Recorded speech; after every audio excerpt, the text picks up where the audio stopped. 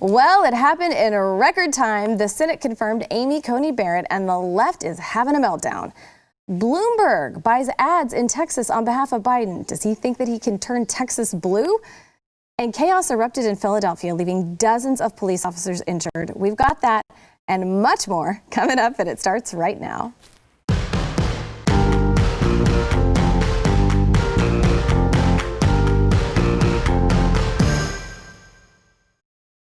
Hey, welcome to the news and why it matters. And boy, does it matter. We have a week until the election.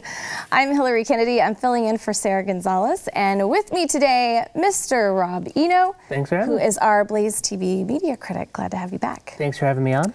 And Mr. Eric July, our BlazeTV contributor and host of For Cannon's Sake. Good to have you here, too. Thank you for having me. All right, so we'll get to the biggest news of the day. Amy Coney Barrett being sworn in. She's the newest justice on the Supreme Court. She was sworn in by the longest serving member, Justice Clarence Thomas, last night, less than 2 hours after she was confirmed to the High Court by the U.S. Senate.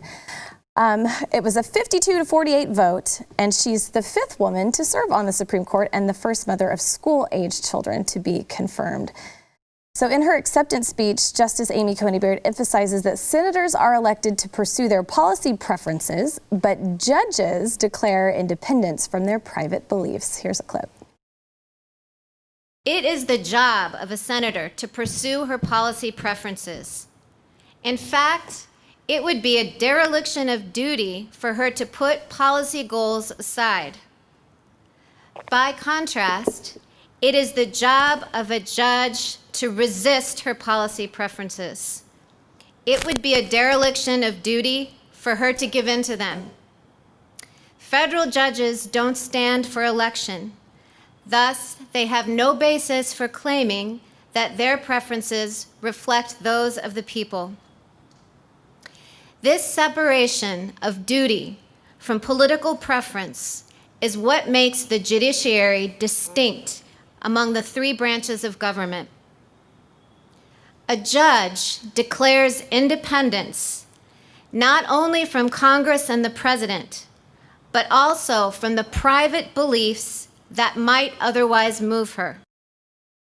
So there were a lot of really strong reactions from both sides of the aisle about her being appointed to the court. But first, before we get into all that, how do you think that she will do on the Supreme Court?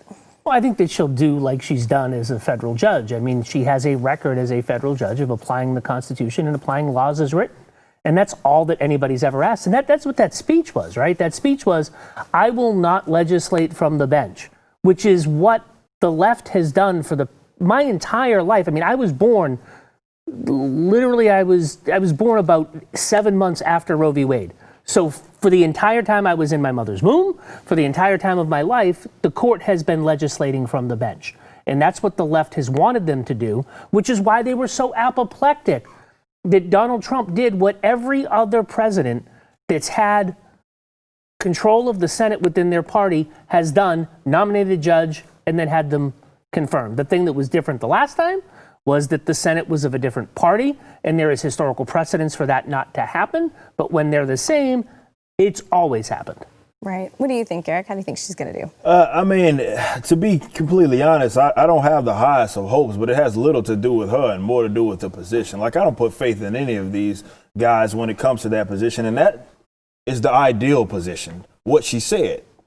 Totally understandable, and that is that you are a judge, so you are to rule accordingly, not by way of your personal bias, your personal preference, your political beliefs, or anything like that. It's what is it? Is this right or wrong according to whatever document, constitution, whatever it is that they want to refer to. I just don't have faith in any of them to do that. Definitely when I consider how they've acted. And again, that's not a discredit to her. That's more in looking at what the position more so in being a Supreme Court justice turned into over the course of these years. And I think that's why people are freaking out right now on either side, more so obviously the leftists because they didn't get their guy in. You have AOC immediately. I don't think she was even sworn in yet. I think she got confirmed, but hadn't even got sworn in yet. And she had already talked about expanding the court because that's what it's about with them, particularly power. And that always frightens me. Yep. Well, I mean, like you mentioned, there was a lot of reaction from people. AOC was definitely one of them. Senator Mazie Hirono This went viral. She's been one of the most vocal Democratic opponents to the nomination of Judge Coney Barrett, and she really kind of showed off her fury on the Senate floor during the roll call vote on Monday. We have a clip of it. Take a listen. Mrs. Shaheen, Mr. Shelby, Ms. Sinema, Ms. Smith, Ms. Stabenow. And let's just say hell no. Mr. Sullivan. Aye.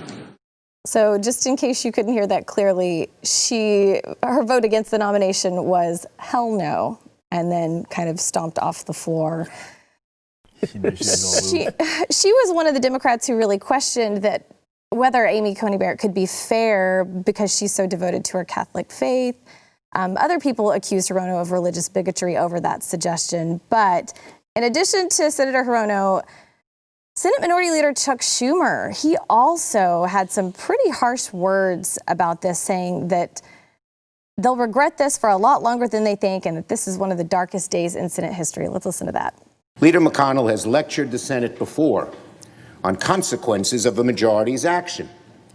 You'll regret this, he told Democrats once, and you may regret this a lot sooner than you think. Listen to those words. You'll regret this, and you may regret it a lot sooner than you think. I would change just one word. My colleagues may regret this for a lot longer than they think. Monday, October 26th, 2020, it will go down as one of the darkest days in the 231-year history of the United States Senate. I yield the floor.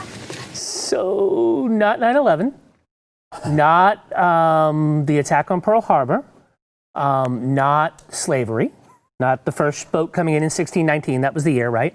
So, not any of those things. Civil Rights Act, none of that. The fact that the Constitution was followed, that there was a vacancy on the Supreme Court, that, by the way,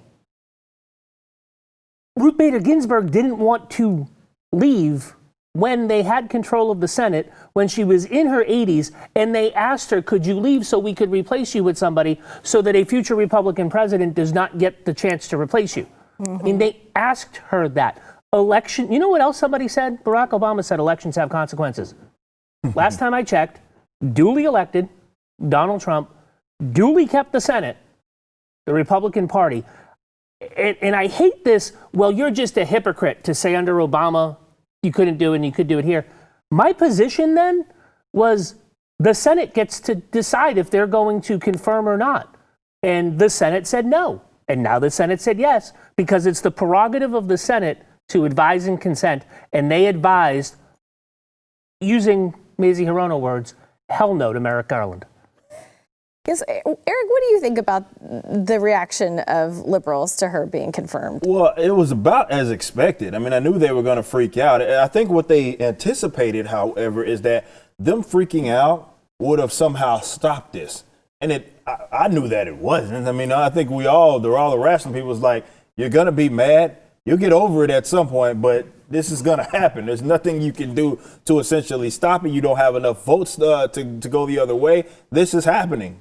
Get over it. Right. But I think they thought if they could just pressure people into making things up, making really dramatizing this event, pretending like it's never happened, all of these sorts of things, then that could sway it one way or the other. And of course it didn't work, and now they're upset. So I expected all of the reaction. The reaction is about as I anticipated. Now, as early as they are talking about this whole court packing, essentially, is what they're discussing. Now that I was impressed by, that the lady didn't even get sworn in yet, and they were already having this discussion. Even saw some leftist publications outright saying that, well, the Constitution, maybe it's not a good thing, as in they should, maybe it's not fit to rule in the 21st century or anything like that. So they're going to try to pull all the stops, but I think they, for whatever reason, maybe because Instagram and Twitter taught them that their little hissy fits and their temper tantrums means that they can get their way. But that's not how it works. So do you think Republicans would have had the same reaction if the situation was reversed? Do you think they would have had such a visceral reaction? Well, I don't know if it would be as unhinged, as this reaction was. But I mean, let's be honest. We would be like, I can't believe they're doing like there would be some of that. I mean, I'm not going to sit here and say that, you know, both sides of the coin. But, you know, historically, if it was a Democrat and the Democrats controlled the House or the Senate, that has been done many times. I mean, this whole like nomination hearing thing is something new. Like for the first like 150 years of the Republic, 231, nice that he can, you know, add and do that kind of thing. But I mean, for the most of the history of the Republic, there was no confirmation hearings. It was like, do you like this guy? No, yes, okay, let's go. I mean, it's all a mass media creation. That all of this, it's you know, it's crazy. It's gotten a little more out of hand than it used to. That's for sure. Right. So Eric, you brought up, you know, packing the Supreme Court. Well, now that Amy Coney Barrett has been confirmed to the Supreme Court, presidential nominee Joe Biden, he said he will consider rotating justices if he gets elected next week. Here's a clip of his remarks. Part of your commission, you would look at how long justices serve on the court. Does that mean that you're open to term limits? No. There is a question about whether or not it's a lifetime appointment. I'm not going to attempt to change that at all. There's some literature among constitutional scholars about the possibility of going from one court to another court, not just always staying the whole time in the Supreme Court. But I have made no judgment, my word. My word is about made no judgment. They're just a group of serious constitutional scholars, have a number of ideas how we should proceed from this point on. And that's what we're going to be doing. I'm going to give them 180 days, God willing, if I'm elected, from the time I'm sworn in, to be able to make such a recommendation. Okay, so the concept of judge rotation, this has actually been brought up in the past by Bernie Sanders, for instance. He made the proposal for the same thing during the Democratic primary. A Rasmussen poll, though, indicated Americans would much rather see term limits on the Supreme Court before they see court packing going on. What are your thoughts on his remarks? So he doesn't have a position, right? So that's I don't have a position. I'm going to let a commission. Does the commission have a blue ribbon? Is it like a blue ribbon commission? Because those are the best kind of commissions. When they wear the blue ribbon and they do the whole thing, that's the best kind of commission. But I mean, it goes to show you that blatantly he doesn't want to say what he's for because he doesn't want to lose the election. They have their whole entire thing is Orange Man bad. And that's what they're running the election on. The media is completely running interference for him and letting him, I mean, there's been some instances where they've asked a couple of questions, but they're basically letting him say, oh, I don't know what I'm going to punt it.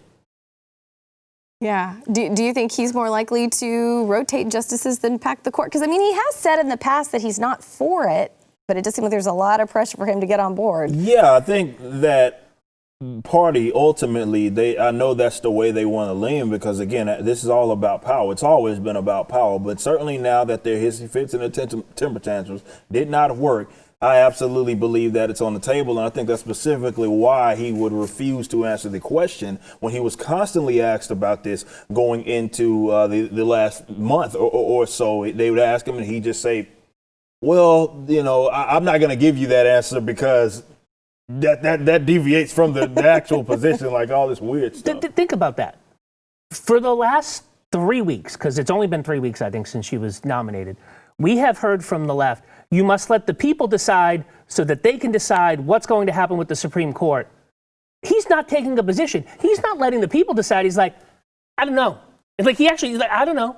But we're going to have like these group of people, and I'm just going to they're not going to be elected. Nobody elected him, so you don't really get to choose. But I'm just going to do whatever they tell me to do. Right.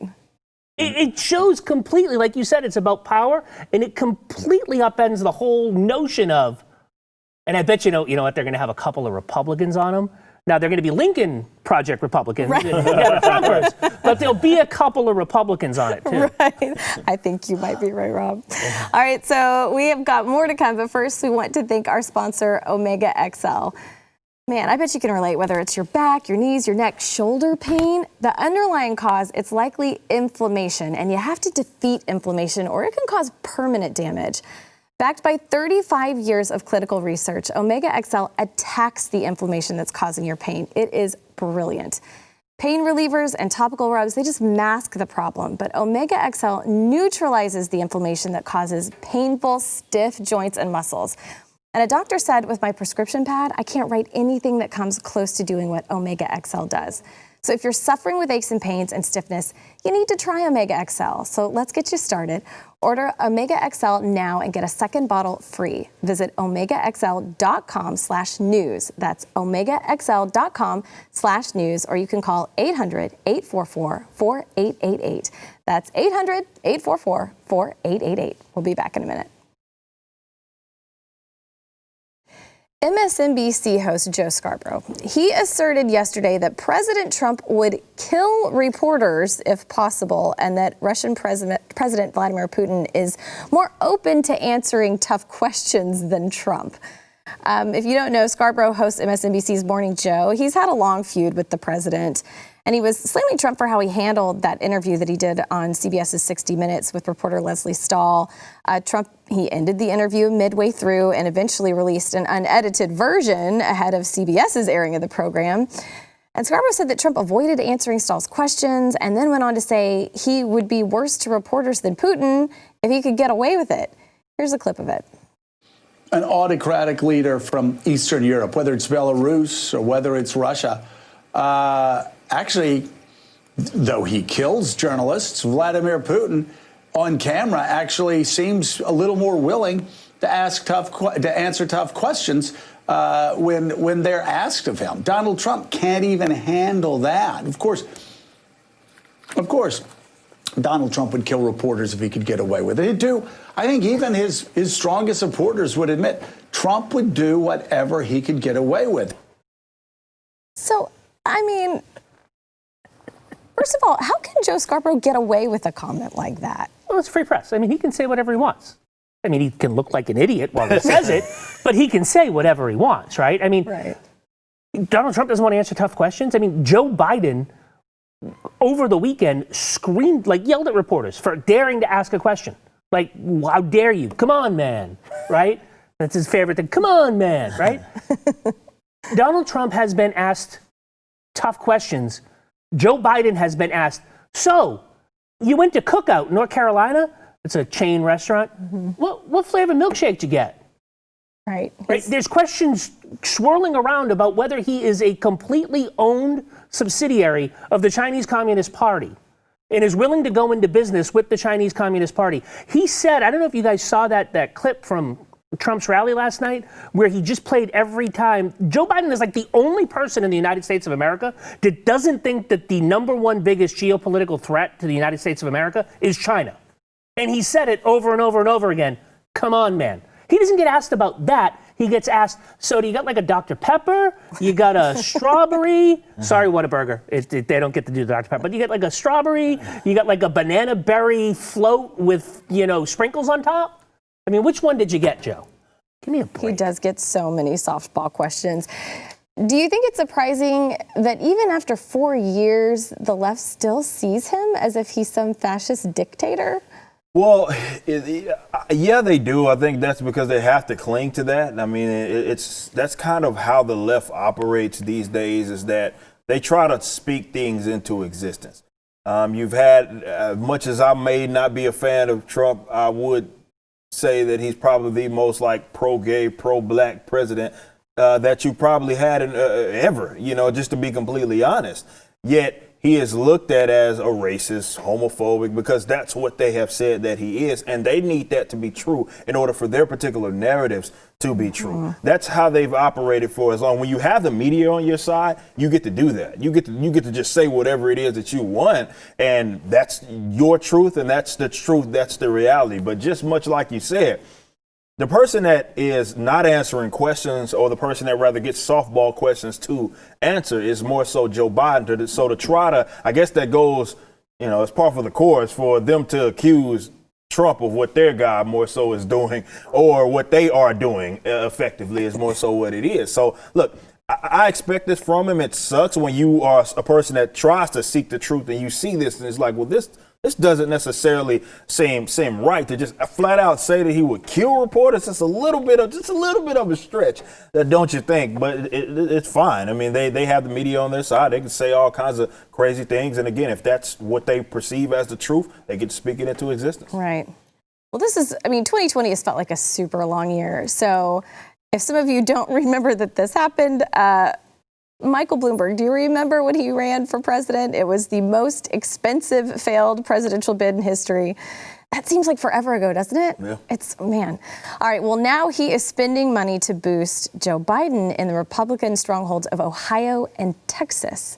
So he bought some last-minute advertising. It amounts to $15 million, a fraction of what Bloomberg is spending in Florida to support Biden, because internal polling suggests that President Trump is vulnerable in the two states. So he's planning on buying these ads in Ohio and Texas. In Texas, it's a Spanish language ad. Then in addition to that, as the 2020 campaign starts winding down, Trump appears to be focused on recreating a Midwest sweep. But Biden, they seem to be really focusing on Georgia and Texas. They seem convinced that those two states are in play for them and that they could possibly get them. So it's been trending on Twitter today that Texas is on its way to becoming a Democratic state. Do you think that could be true? I think it might be true. So if you go back and you look at the 2016 data and you look at the share of the popular vote that in all of the states that Donald Trump got versus Mitt Romney, a lot of states, including, very left-wing states like California and Massachusetts and New York, trended towards the Republican, right? Texas was one of the few anomalies. Texas and Utah and Georgia a little bit, where you saw that blue go back the other way, where you saw it trend towards the Democrats. So I can see, it's always this is the year, this is the year, this is the year. But what you're also seeing in a lot of these southern states is the polling, especially in the Senate races, which I think is going to transfer over to the presidential race. You're seeing soft Republicans come home. I said something on social media over the week and got a little, attacked for it. But I know a lot of people who work in this building that didn't vote for Donald Trump last time that are going to vote for Donald Trump this time. Ben Shapiro, Glenn, myself, Stu, a bunch of people. But I also know them in my private life that isn't my political life, a bunch of guys that I game with. There was one guy in the group of 6 this weekend that had voted for Donald Trump, right? The rest of us had not, either didn't vote or vote. Some voted for Hillary. Mm-hmm. They're all voting for Donald Trump. So it's anecdotal. I don't know what it is, but to go to the Midwest, I think that the Democrats know that they're in trouble in the Midwest. And I think so there's two ways to look at this. Are they trying to just spike the football because they think they already have it won and they want to move it? Or have they given up on the Midwest? Donald Trump moved his Ohio campaign manager. The campaign moved him out of Ohio and into Pennsylvania because they're so much thinking they're going to get Ohio that they were able to do that. So there's two ways to look at this. Is this them trying to spike the football? Why is Obama out campaigning? Why did Obama come off the bench the past 2 weeks? He did not campaign for the entire election. We have the media telling us that it's a fait accompli that Joe Biden's going to win, and all of a sudden Barack Obama comes out and campaigns. Come on, man. Yeah, I remember people were kind of upset because Hillary Clinton didn't really focus on the Midwest as much, but Trump is doing that now. What do you think about Biden's strategy of focusing on Georgia and Texas? Do you think it's a smart move for him? Well, I always think these daggum things are a waste of money when it comes to these ads. That's one of the more criminal things about all this is how the millions of dollars are lectured by these people that are leftists that have talked so much about spending and so much, and you look at the millions upon millions of dollars that goes into funding usually campaigns that they end up losing. It just goes to show. But that's a little beside the point. I digress. I don't expect Texas to turn blue per se. And it is anecdotal, like you said, in terms of who I talk to. But I also look at where this yip yap comes from. And it more so comes from areas that are already blue, that I expect to be blue, the Austins of the world, even Dallas, Houston, like these areas that, all right, these weirdos are coming from California and they're moving there, but they're all packing in the same areas where they've always been. So, and then I hear just a person that is a libertarian, you know, so I don't have allegiance to either of these sides. But when I speak to people, there's far more folks that seem to be, if they are to be closeted, they're closeted Trump supporters versus closeted Biden supporters. Maybe because, again, if you walk around with a Biden-Harris shirt, you're not going to run into any problems. You wear a red hat, you may have to throw some hands with someone. But that's how I see it. So I think they're going to make that mistake. They get cocky as they always do. And again, it goes back to what we were saying last segment. The left, they did themselves in the door. Last election, they're doing it again, getting way too cocky, believing in polls, thinking that, well, this is what the online polls say, this is what all of the other polls say, and we know the fact that we're going through this again, and I'm not saying that Trump is going to win, but the fact that we're going through this again, and nobody's like, guys, it was like 82% Hillary last time. Do y'all not remember what happened? Right. That she got her tail whooped. The fact that we're going through this again is amazing to me. Yeah, it's amazing. Polls don't always tell the actual story. All right, we've got more to come. First, we want to thank our sponsor, Not Free America. Not Free America is written by Mike Donovan, and this guy has fought tyranny for years as the founder of the nation's largest pro bono civil rights law firm. As Donovan puts it in his new book, Not Free America, our Bill of Rights has been under attack long before COVID-19 or George Floyd's murder. If you refuse to surrender your liberty to any earthly power, you need this book. Not Free America solves the issue of citizens being used by the government, but it's more than just a book, it's a solution. Visit notfreeamerica.com to take the Liberty Pledge and order your copy today to find out how to stop the overreaching abuse of our government and what actions you can take to do better. We must work together and do better to fix our ever-compounding liberty crisis in America. If we can unite around the concept of liberty, we can create lasting greatness. Remember, the most significant changes usually come from crisis. So do your part and visit notfreeamerica.com today. That's notfreeamerica.com. Order your book today. We'll be back in a minute.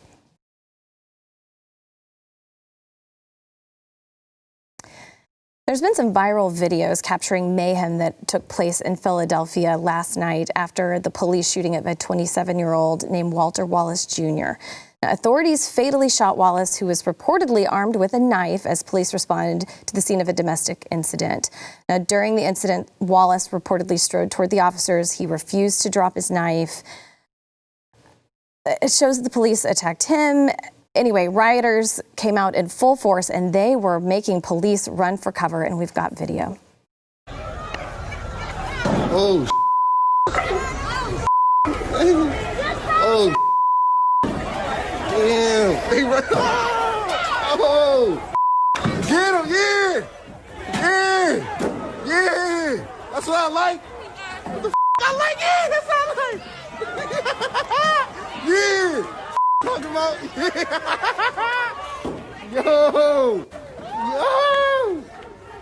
yo.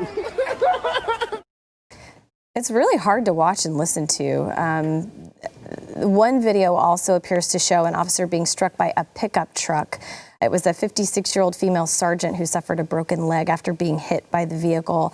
At least 30 police officers were injured in the line of duty as violent protesters smashed windows, they looted, they set vehicles on fire. All of the officers, except for the one that was struck by the truck, they've all been treated and released as of today, thank goodness. But they were setting police cars on fire, dumpsters set on fire as the police officers were trying to control the crowds. A lot of things were being vandalized. What are your thoughts on just what's unraveling in Philadelphia? It seems like we just have had this over and over and over this year. Yeah, no, that's part of the course of 2020. Unfortunately, what happened with the George Floyd situation, and I think it speaks more to how the media responded and how a lot of politicians really authorized this. You've basically given folks the green light to act up in the event. So what happens is it's not the event per se. So what happened with the shooting, which I thought there was some footage that came out, I hadn't seen it, with the actual shooting, what they are looking for is an excuse to do whatever it is that they want.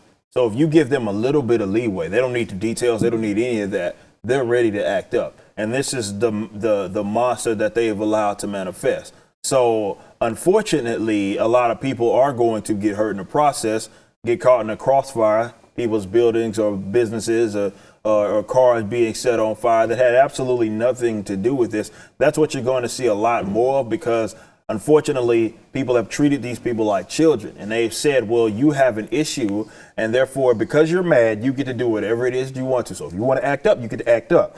And even if it means lashing out at people that are innocent, parties that are involved. So I think you're going to see much more of this really until that one side condemns this bad behavior. But because they've allowed it to manifest, and more importantly, what they did, they said, look, you guys have a legitimate reason to be angry. So we're not going to even talk about that. Let's talk about the other issue, as if you can't talk about both, as if you can't say, well, if the police are at fault here, they're at fault. But you're also an idiot for going around destroying people's private property. So until we have that conversation, you're going to see more of this. And this, again, that's the monster that the leftists have created. So, Rob, do you think we need to be prepared for a lot more of this if Trump does win the election? Yeah, Trump wins, Trump loses. I mean, it doesn't. They don't care. I mean, Glenn showed it. They don't care who wins the election. There's going to be violence next week.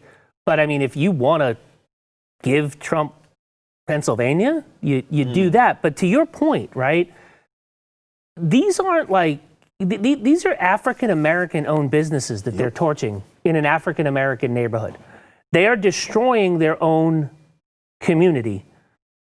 And I have friends, I have African-American friends that have seen the video, like you said, and the guy kept going at him with a knife. What are they supposed to do? Maybe they use a beanbag. Maybe they use something else. I don't know.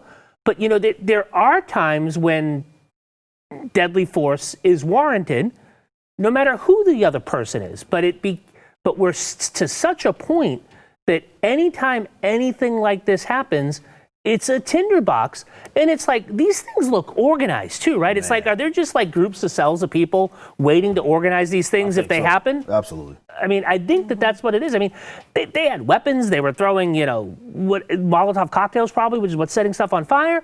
They had weapons.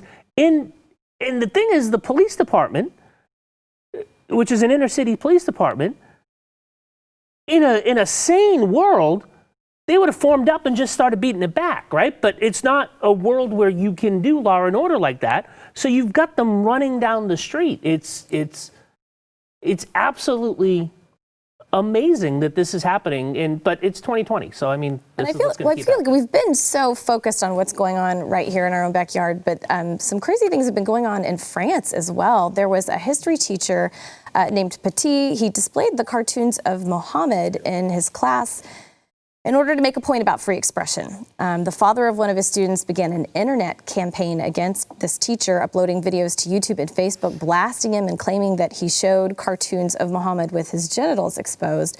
Well, the campaign, it caught fire in the Muslim world with worldwide calls for basically retribution against him, and the French government, who refused to take any action against him because it was a class on free speech.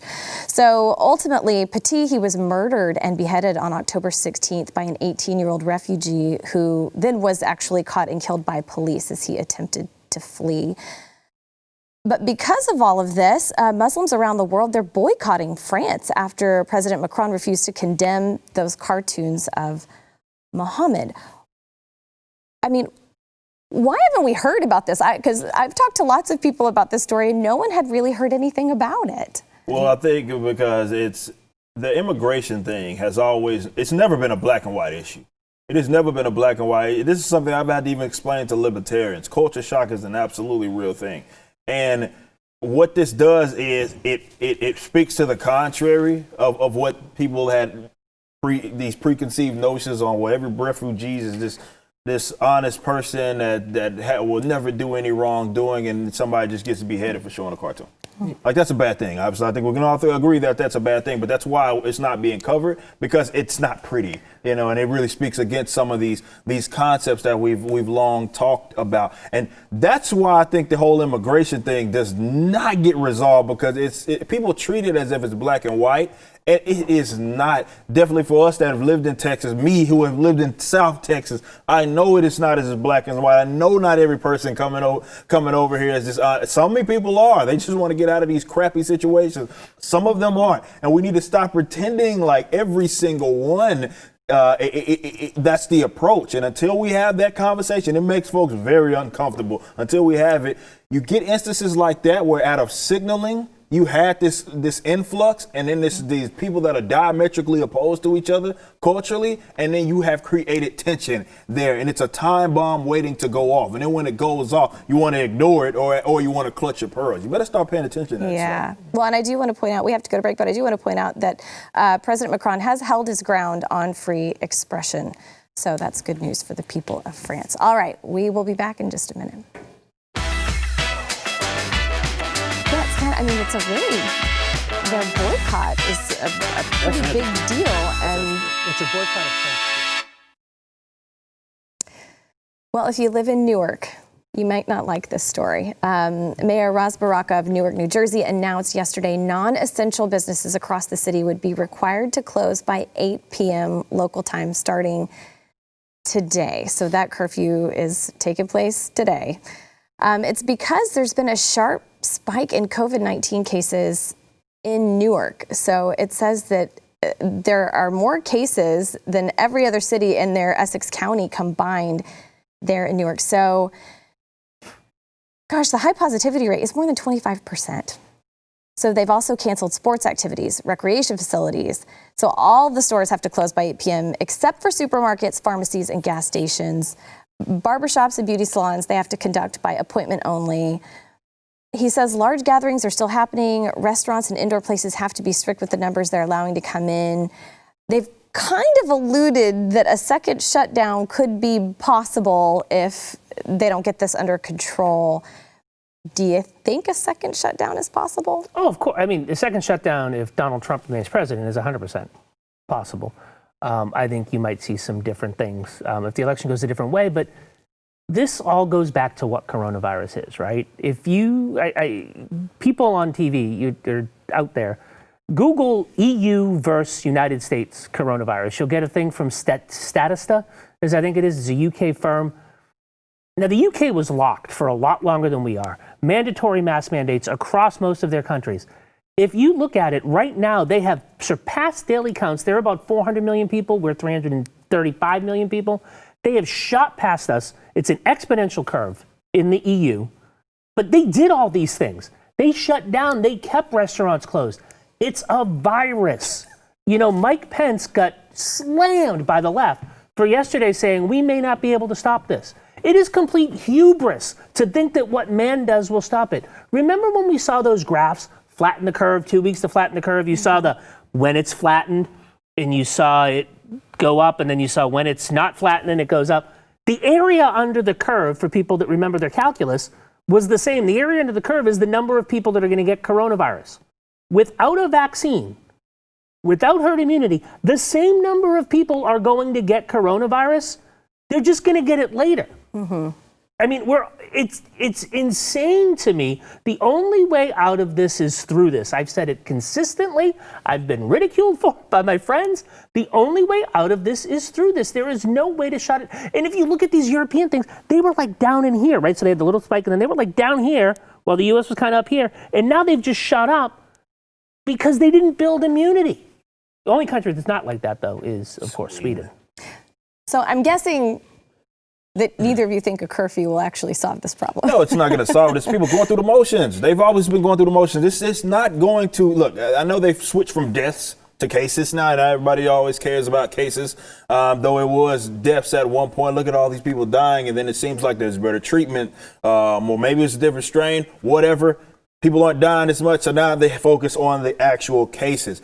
Now, I'm sitting here like, well, it was always to assume, pointing back to Rob's point, that flatten the curve. It always assumed that the number of people that were going to get the virus was always the number of people that were going to catch the virus. It was never assumed the curve, flatten the curve, the theory had nothing to do with stopping people altogether from getting it. It had everything to do with spreading it out across over time so that you didn't overwhelm your hospitals. The reality of the situation is if most of us have not got it yet, we're going to get it at some point. Now, you can look at that as a negative thing, or you can look at what the data shows, and the data shows that there's a 99% survival rate for most people, even people with comorbidities. So it's in the upper 90s for the people with comorbidities. So the fact that we're going through these motions, despite the evidence to the contrary, we have the evidence of the countries that have these lockdowns, and they were ineffective with it in terms of slowing or rather stopping people from getting all together. They're seeing a second spike. We are entering into another flu season. You have other countries, depending on where you look, it goes one way, it goes the other way. That's because we're just going through the motions. Yes. The data does not point to their points. And it's control, right? We just talked about what happened in Philadelphia, right? Now, you'll remember that when New York put its restrictions in place, it was people of color that were more likely to get stopped by the police to stop them from doing this. Newark, New Jersey is a majority-minority city, right? This is just another way that the police are going to be able to stop people for no reason. It's all about control. Well, we haven't heard the last of Dr. Fauci. He says that early COVID-19 vaccines, they will only prevent symptoms, not actually stop transmission. He said the vaccines will only be maybe 50 or 60% effective. So he keeps cautioning these early vaccines are simply aimed at preventing or reducing symptoms. So he said if it allows you to prevent initial infection, that would be great, but the primary endpoint is to prevent clinically recognizable disease. What are your thoughts on his remarks on that real quick? I mean, so what he's saying is you're tempering your body with a little bit of the Rona so that if you get the Rona, it's not going to be a case. That's somehow how some of this works. But I mean, the goal is herd immunity, right? The goal is to get a vaccine in you that will stop you from getting it. And whether it's stopping you from getting it and it's only asymptomatic or whatever it is, they are setting you up, folks. I mean, there are people that think that this is over, right? And I think if Donald Trump loses, it's going to be over a lot quicker than not. Mm-hmm. But no matter what way, they have this power now. They love this power. People are like, I have a friend that bought a 10-pack of, Red Sox tickets for Fenway Park. He ain't using those next year because they aren't going to let people in Fenway Park next year. All right? This is going to go on for another year. They're going to keep you scared. They're going to keep you scared. They're going to keep you scared because I think there's some sadists and they just love doing it. Well, it's just a good reminder. Get plenty of sleep. Take your vitamin C. Get some vitamin D outside. Those all help too. All right, we're going to come back with our question of the day. Stick around. There's always little things you can do on your own to figure out what else we can do.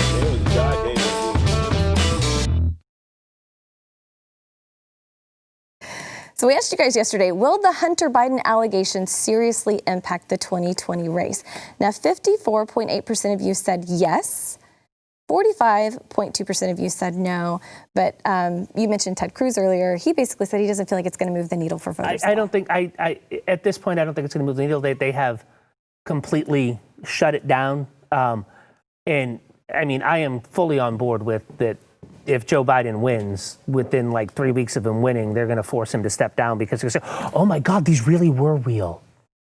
Everything was real. And that's how you get, President Kamala. Right, exactly. All right. So our question for today, have you voted yet? And yes, I have. I voted the very first day and didn't wait in a single line, and I was in and out. So hooray for early voting. Me too. I went to community college here, right around the corner from the studio. That's where I went. Went right in. The staff had their nice vote, like your life depended on it masks. I've tried to get somebody to go look into that because that is obviously the Democratic slogan for this time when you're not supposed to electioneer. But I was able to get in and vote early.